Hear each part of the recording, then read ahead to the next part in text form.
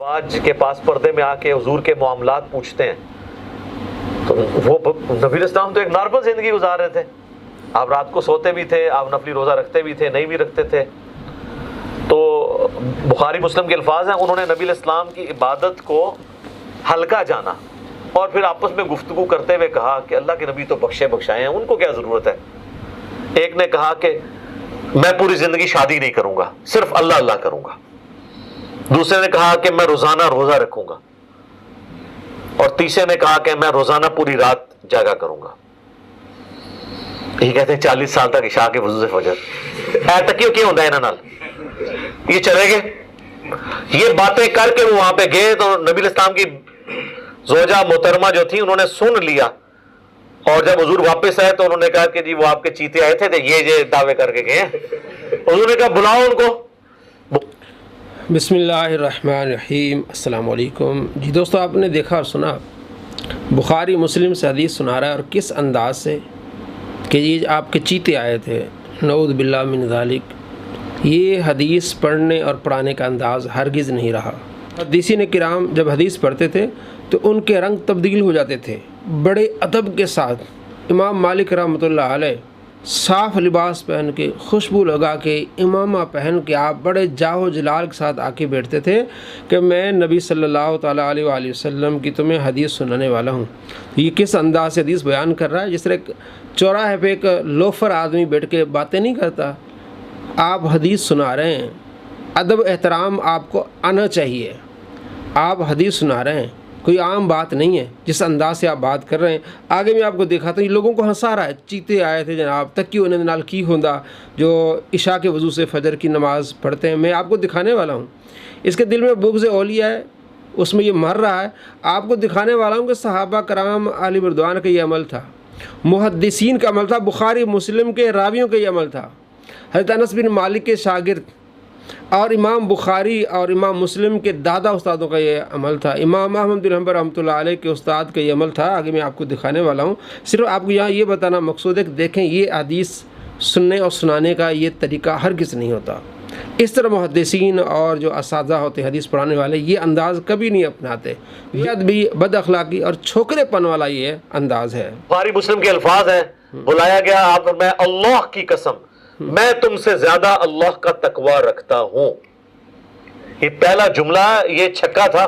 دیکھو یہ چھکا تھا, اس لیے میں کہہ رہا ہوں یہ حدیث پڑھنے کا انداز ہرگز نہیں رہا.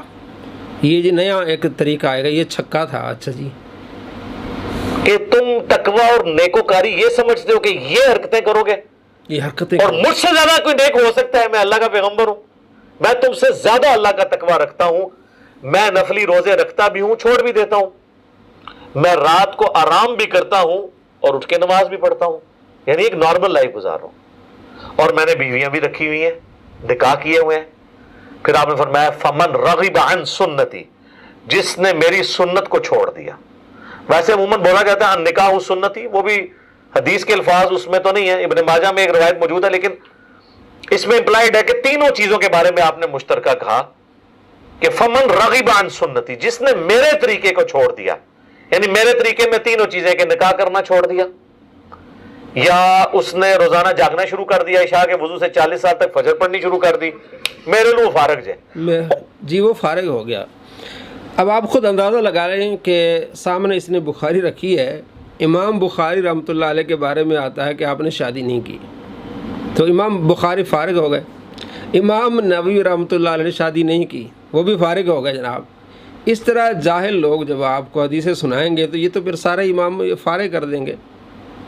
آپ سیرت بخاری پڑھ لیں, کہیں آپ کو نہیں ملے گا کہ امام بخاری کی بیوی کون تھی اور ان کی اولاد کتنی تھی. شدید اختلاف محدثین کا کہ ان کی شادی ہوئی ہے کہ نہیں ہوئی, کیونکہ کوئی صحیح سند کے ساتھ ہمیں ایسی بات نہیں ملتی. کسی نے کہا ان کا بیٹا تھا, کسی نے کہا بیٹا ہی نہیں تھا ان کا, کسی نے کہا ان کی بیوی نہیں ہے. تو امام بخاری کے بارے میں تو آتا ہے تو انہوں نے شادی نہیں کی. امام نووی, اس طرح کثیر تعداد میں محدثین ہیں جنہوں نے شادی نہیں کی, تھا وہ بھی سارے فارغ ہو گئے. پہلے تو امام بخاری فارغ ہو گئے جناب, جو آپ کے سامنے کتاب رکھی جس سے آپ حدیث پڑھ رہے ہیں وہ تو پھر ہو گئے فارغ. حالانکہ شادی کرنا اس کی کئی طریقے ہیں. شادی کرنا فرض ہے, واجب ہے, سنت ہے, مستحب ہے, حرام بھی ہے شادی کرنا. کیونکہ جب آپ کے اندر کوئی طاقت نہ ہو اور آپ اگلے بندے کو راضی نہیں کر سکتے تو اس وقت شادی کرنا حرام ہوتا ہے۔ تو کچھ ایسی چیزیں ہوتی ہیں کہ جس وقت شادی کرنا فرض ہوتا ہے، یہ محدث ایک فقیہ جانتا ہے کہ مجھ پر شادی کرنا فرض ہے، سنت ہے، مستحب ہے۔ تو اگر اس چیز کو لیا جائے کہ آپ علیہ السلام کے طریقے کو انہوں نے چھوڑ دیا تو جناب وہ تو فارغ ہو گئے۔ پھر امام بخاری فارغ۔ ایسے جاہلوں سے، بد اخلاقوں سے اب اگر دین سیکھیں گے تو یہ حال بنے گا۔ عبداللہ بن مبارک کا قول امام مسلم رحمۃ اللہ علیہ مسلم کے مقدمے میں لائے ہیں کہ جو ہمارے سلف کو گالیاں دے ان سے حدیثیں نہ سنو۔ اب یہ بندہ تو آپ کو پتہ ہے اس کا یہ کام ہی یہی کہ گالیاں دینا اور بدتمیزی بد اخلاقی کا بازار گرم کرنا۔ چلیں آگے دیکھیے۔ وہ ایک بازی کرتے ہو سکتا ہے، اللہ کے نبی کا مننے والا نہیں ہو سکتا۔ تو یعنی کہ جو عشاء کے وضو سے فجر کی نماز پڑھے وہ بازیگر تو ہو سکتا ہے، لیکن آپ صلی اللہ تعالیٰ علیہ وآلہ وسلم کو ماننے والا نہیں ہو سکتا۔ نعوذ باللہ من ذالک۔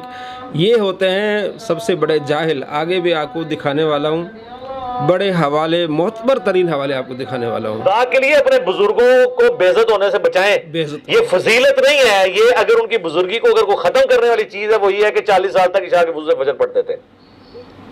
جی یہ تو بزرگ وڈنے والی ہے گل، بزرگوں کو بچانا ہے تو یہ کیا کرو رات کو سوندے بھی سن تو اٹھ کے نماز بھی پڑھ لیندے سن۔ یہ نہ کوئی اشارے، یہ بتاتے ہیں کرتب ان کا، کرتب، نعوذ باللہ، یہ کرتب ہی ہے نا۔ نعوذ باللہ من ذالک۔ کس طرح اس کے سامنے والے ہنس رہے ہیں، یہ ان کے کرتب ہیں۔ اور آگے کہتا ہے جناب یہ دین ہے بابوں کا اور یہ دین ہے کتابوں کا۔ تو یہ بابوں نے جو تعارف کیا اللہ تبارک و تعالیٰ کا تو وہ تو اس کتابوں میں ہے ہی نہیں۔ جناب کتابوں میں ہے، اگر آپ پڑھ لیں، آپ نام نہاد علمی کتابی ہیں، یہ دیکھ لیں السنن الکبریٰ، یہ حدیث کی کتاب ہے۔ اس میں کیا ہے؟ حضرت عثمان غنی رضی اللہ تعالیٰ عنہ ساری رات عبادت کرتے تھے۔ آپ صلی اللہ تعالیٰ علیہ وآلہ وسلم نے جو صحابہ کو منع کیا ہے ساری رات عبادت کرنے سے، اجتماعی طور پر آپ علیہ السلام نے منع کیا تاکہ اسلام میں رہبانیت نہیں ہے، لیکن انفرادی طور پر صحابہ نے، تابعین نے، تبع تابعین نے، محدثین نے ساری رات عبادت میں گزاری ہے۔ تو آپ علیہ السلام نے ایک چیز سے منع جو کیا ہے، آپ صلی اللہ تعالیٰ علیہ وآلہ وسلم نے کئی مرتبہ خود بھی کیا ہے۔ آپ صلی اللہ تعالیٰ علیہ وآلہ وسلم کے پاؤں سوج جاتے تھے، اتنی آپ زیادہ نمازیں پڑھتے تھے، طویل آپ صلی اللہ تعالیٰ علیہ وآلہ وسلم کی قراتیں ہوتی تھی، بخاری مسلم میں روایات ہیں۔ تو اچھا یہ کتابوں کا دین، اور یہ دیکھیں یہ کتاب ہے السنن الکبریٰ بیہقی، اور یہ جلد نمبر 2 ہے اور صفحہ اس کا ہے 768 اور روایت نمبر 4059 کہ حضرت عثمان غنی رضی اللہ تعالیٰ عنہ ساری رات عبادت کرتے تھے، ساری رات قرآن پاک پڑھتے تھے۔ انہ کان یحیی اللیل کلہ، ساری رات جاگتے تھے۔ فیقرأ القرآن فی رکعت، ایک رکعت میں پورا قرآن پاک پڑھ لیتے تھے۔ تو ان کا خدا اور ہو گیا عثمان غنی رضی اللہ تعالیٰ عنہ کا۔ آپ زیادہ سمجھتے ہیں پیارے آقا صلی اللہ تعالیٰ علیہ وآلہ وسلم کی احادیث کو، یہ صحابی رسول یہ بھی کتابوں میں موجود ہے، اگر آپ نے نہیں پڑھی تو یہ آپ کی جہالت ہے۔ السنن الکبریٰ للبیہقی، یہ حدیث صحیح ہے، سندن صحیح حدیث میں آپ کو دکھا رہا ہوں۔ دوسرے صحابی تمیم داری، انہوں نے بھی ساری رات عبادت کی اور قرآن پاک مکمل کیا ایک رات میں۔ السنن الکبریٰ مکتبہ رحمانی سے چھپی ہے، جلد نمبر 3 اور صفحہ نمبر اس کا ہے 242، حدیث نمبر 4787 4787 کہ انہ قرأ القرآن فی رکعت، کہ انہوں نے ایک رکعت میں پورا قرآن پاک پڑھ لیا۔ ظاہر ہے ساری رات جاگنے سے ہی پڑھا جائے گا، اور صحیح، یہ روایت کیا ہے؟ صحیح ہے، یہ لکھا ہے کہ صحیح ہے۔ دوسری کتاب الکتاب ہے مصنف ابن ابی شیبہ، جلد اس کی ہے جناب 1 اور صفحہ نمبر اس کا ہے 322 کہ حضرت عثمان غنی رضی اللہ تعالیٰ عنہ ساری رات جاگتے تھے، اور تمیم داری انہوں نے ایک رکعت میں قرآن پاک مکمل کیا۔ اب اسی سلسلے میں تیسری کتاب ہے حلیۃ الاولیاء، امام ابو نعیم اصفہانی رحمۃ اللہ علیہ کی، جلد نمبر اس کی 1 ہے اور صفحہ نمبر اس کا ہے 60 کہ حضرت عثمان غنی رضی اللہ تعالیٰ عنہ ساری رات عبادت کرتے تھے۔ کان یحیی اللیل کلہ فی رکعت یجمع فی القرآن، ساری رات آپ عبادت کرتے تھے اور قرآن پاک کو مکمل کرتے تھے۔ حضرت عثمان غنی رضی اللہ تعالیٰ عنہ کو خدا اور ہو گیا، یہ کرتب تھے ان کے، یہ دین آپ ان سے زیادہ دین سمجھتے تھے، یہ صرف بزرگوں کے بغض میں آ کے اس طرح باتیں کرتے ہیں، اپنی جہالت لوگوں پر عیاں ہوتی ہے اس کی۔ دوسرے بہت بڑے محدث ہیں سلیمان بن ترخان التیمی، حضرت انس بن مالک رضی اللہ تعالیٰ عنہ کے شاگرد ہیں اور بڑے بڑے محدثین کے استاد ہیں۔ یہ کتاب ہے تہذیب التہذیب، ابن حجر اسقلانی رحمۃ اللہ علیہ کی، جلد نمبر 3 اور صفحہ نمبر اس کا ہے 37۔ سلیمان بن ترخان انس بن مالک رضی اللہ تعالیٰ عنہ کے شاگرد ہیں اور استاد ہیں حضرت عبداللہ بن مبارک کے، شعبہ کے، سفیان کے۔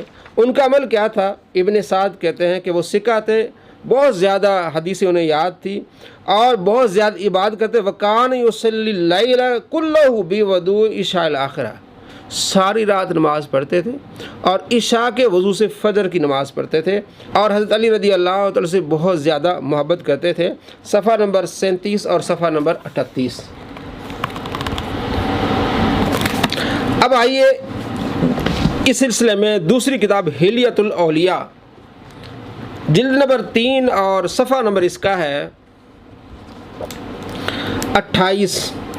سلیمان التیمی کے بارے میں کہ آپ 40 سال آپ نے عشاء کے وضو سے فجر کی نماز پڑھی ہے، 40 سال، اور یہ عام آدمی نہیں تھے، ایک تو تابعی تھے، محدث تھے، اور بصرہ کی جامع مسجد کے بہت بڑے امام تھے۔ یہ جامع مسجد کے امام تھے حضرت سلیمان التیمی۔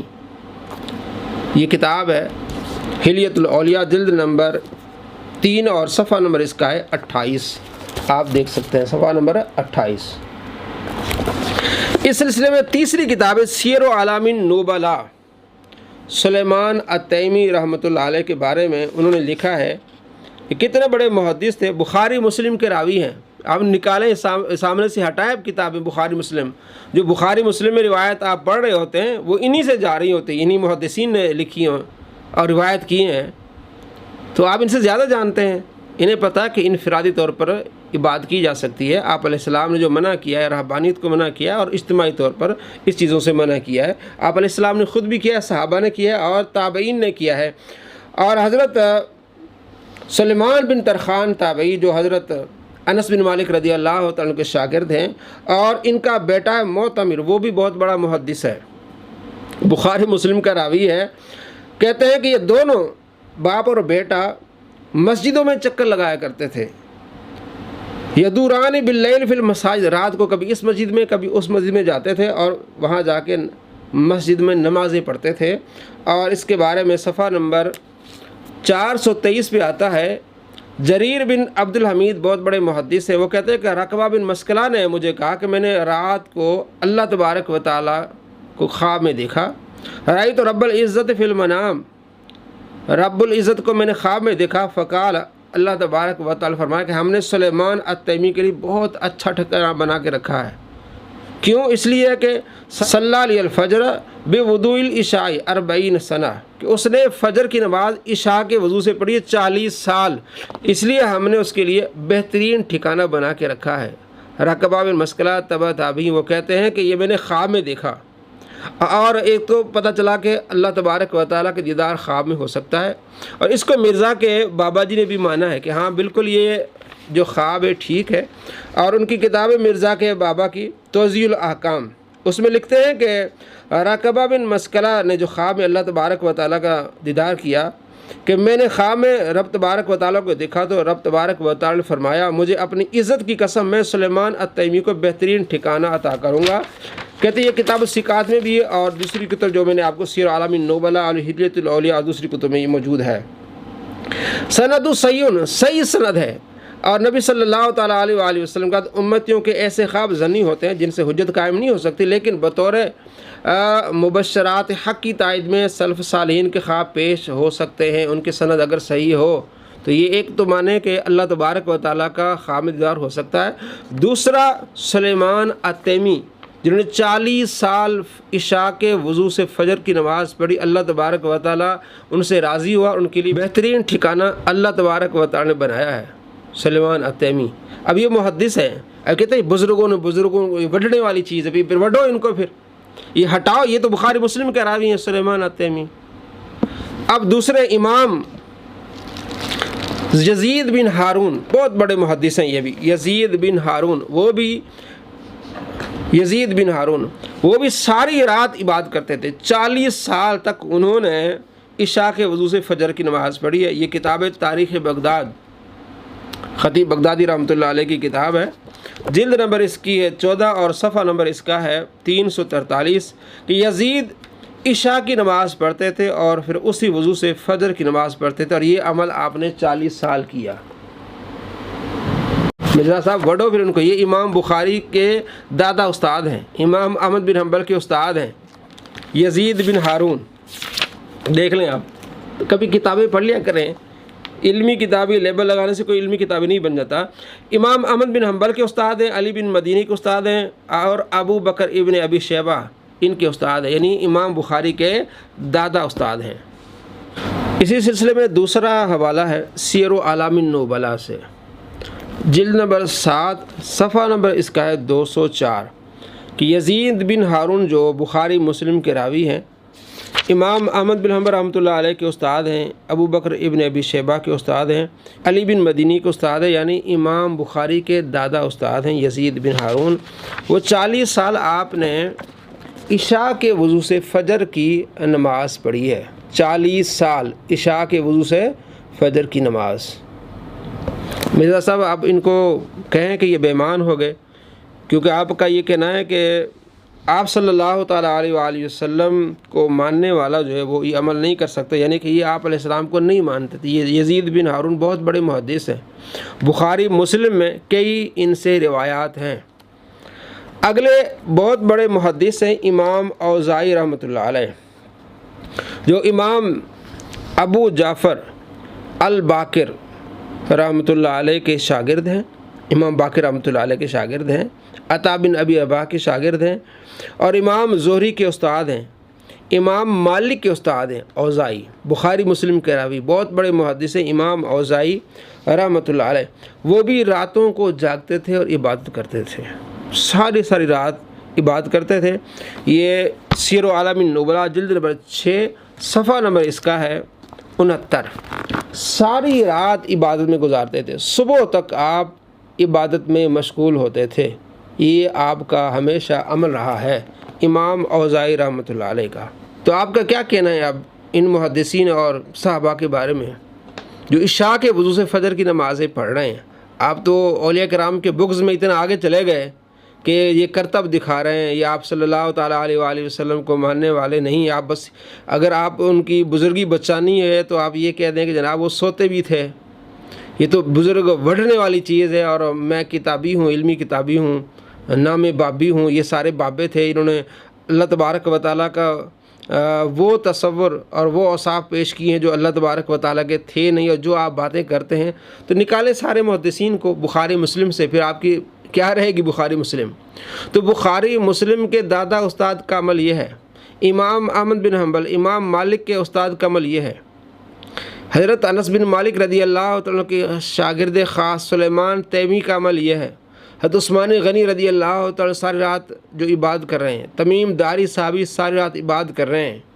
تو اس طرح احادیث کو بیان کرنا ایک جاہل احمق آدمی کا کام ہے۔ آپ صلی اللہ تعالیٰ علیہ وآلہ وسلم کی احادیث کو سمجھنے کے لیے آپ کو سلف صالحین کی شروحات دیکھنی پڑیں گی۔